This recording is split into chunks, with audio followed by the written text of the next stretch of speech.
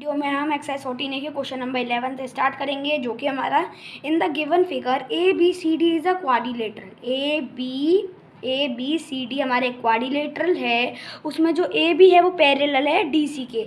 ये A B line और जो डी सी लाइन ये दोनों क्या हैं, आपस में पैरेलल हैं। और जो ए डी और बी सी ये भी आपस में पैरेलल हैं। तो हमें ये फाइंड करना है जो ए डी सी मतलब बीच में जो एंगल आ रहा है डी, जो एंगल ए डी सी है और जो एंगल ए बी सी है बीच में आ रहा है बी, मतलब angle A D C D वाला angle A B C B वाला एंगल, ये दोनों आपस में इक्वल हैं या फिर नहीं है, ये हमें प्रूव करना है। और ये इक्वल हैं, इसमें क्या है, प्रूव डेट इक्वल, ये इक्वल हैं, तो ये हमें प्रूव करना है कैसे इक्वल हैं। चलिए देखते हैं कैसे होगा। तो सबसे पहला काम है गिवन लिखना, और एक डायग्राम मैंने ड्रॉ कर लिया जिससे आपको समझ में आ जाए अच्छे से। जो ए बी सी डी है वो क्वाड्रिलेटरल है, ए बी पैरेलल है सी डी के और ए डी पैरेलल है बी सी के। प्रूव करना है ए डी सी मतलब ये वाला एंगल और ये वाला एंगल ये हमारे क्या हैं, आपस में इक्वल हैं, ये हमें क्या करना है, प्रूव करना है। आप देख सकते हो जो एंगल डी है वो एंगल ए के क्या है, कंजिक्यूटिव इंटीरियर एंगल। ये दोनों आपस में क्या है, कंजिक्यूटिव इंटीरियर एंगल है। अब आप कहोगे कंजिक्यूटिव इंटीरियर एंगल क्यों है। अगर हम इस पैरेलल लाइन को थोड़ा सा और आगे करें, थोड़ा सा वो कंस्ट्रक्शन कर दें, इसमें आगे कर दें पैरेलल लाइन को, तो ये आप देख सकते हैं ये पैरेलल लाइन तो आगे जा रही हैं और बीच में एक ट्रांसवर्सल का काम हो रहा है हमारा, और डी और एक ये सेम साइड पे हैं, तो ये हमारे क्या हो गए, कंजिक्यूटिव इंटीरियर एंगल हो गए।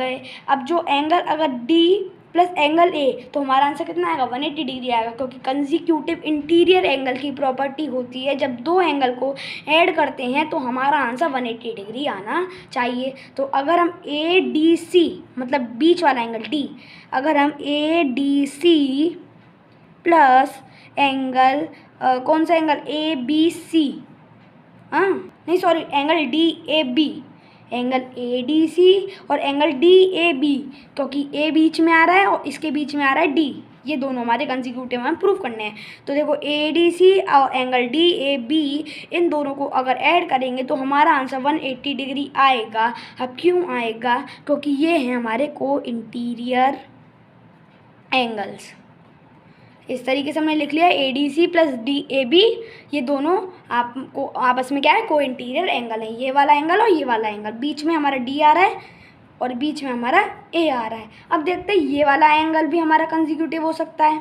अगर हम इस लाइन को थोड़ा सा और एक्सटेंड करें और इस लाइन को भी थोड़ा सा एक्सटेंड करें, तो आप देख सकते हो यहाँ पे ये वाला एंगल ये बिल्कुल स्ट्रेट लाइन पे है और आगे दो पैरेलल लाइन है, तो यहाँ पे जो एंगल बनेगा और यहाँ पे जो एंगल बनेगा ये आपस में क्या आएंगे, कौन से एंगल हैं, को इंटीरियर एंगल हैं। अगर हम ए बी सी मतलब ये वाला एंगल और डी ए बी मतलब ये वाला एंगल, इन दोनों को ऐड करें तो आंसर 180 डिग्री आएगा, क्योंकि ये क्या है, हमारे कंजिक्यूटिव इंटीरियर एंगल हैं। तो यहाँ पे लिख लेते हैं एंगल डी ए बी मतलब ये वाला एंगल और एंगल कौन सा देखता हूँ, ए बी सी मतलब ए बी सी ये वाला एंगल। देखो एंगल डी ए बी तो हमारे ये वाला डी ए बी ये वाला एंगल और ए बी सी ये वाला एंगल, ये दोनों आपस में कंजिक्यूटिव हैं। तो यहाँ पे लिख लेते हैं एंगल ए बी सी, ये क्या हमारे 180 डिग्री हैं, क्योंकि ये आपस में कंजिक्यूटिव मतलब को इंटीरियर एंगल्स हैं। ठीक है, अब देखो इसे भी सॉल्व करके 180 डिग्री आ रहा है और इसे भी सॉल्व करके इन दोनों को ऐड करके 180 डिग्री आ रहा है, इन दोनों को ऐड करके 180 डिग्री आ रहा है, मतलब दोनों को ऐड करके 180 डिग्री आ रहा है, तो मतलब दोनों एंगल इक्वल हैं। तो यहाँ पे लिख लेंगे angle A D C plus angle D A B, ये वाला एंगल ये इक्वल है एंगल डी ए बी और angle plus A B C, क्योंकि दो इक्वल इसलिए क्योंकि दोनों को सॉल्व करके हमारा 180 डिग्री आंसर आ रहा है। ठीक है, अब एंगल डी ए बी है और ये भी एंगल डी ए बी है, डी ए बी से D A B angle cut हो गया और angle A D C equal है एंगल ए बी सी के। तो इससे ये प्रूव हो गया एंगल जो ए डी सी है वो इक्वल है एंगल ए बी सी के, और यही तो हमें प्रूव करना था, एंगल ए डी सी और ए बी सी हमें प्रूव करने थे, जो कि हो गए हमारे प्रूफ। इसी तरीके से हमने क्वेश्चन नंबर 11 किया है। अगर आपको ये वीडियो अच्छी लगी हो और आपको क्वेश्चन नंबर 11 समझ में आया हो तो आप प्लीज़ लाइक करना, सब्सक्राइब करना मेरे चैनल को, एंड थैंक्स फॉर वॉचिंग।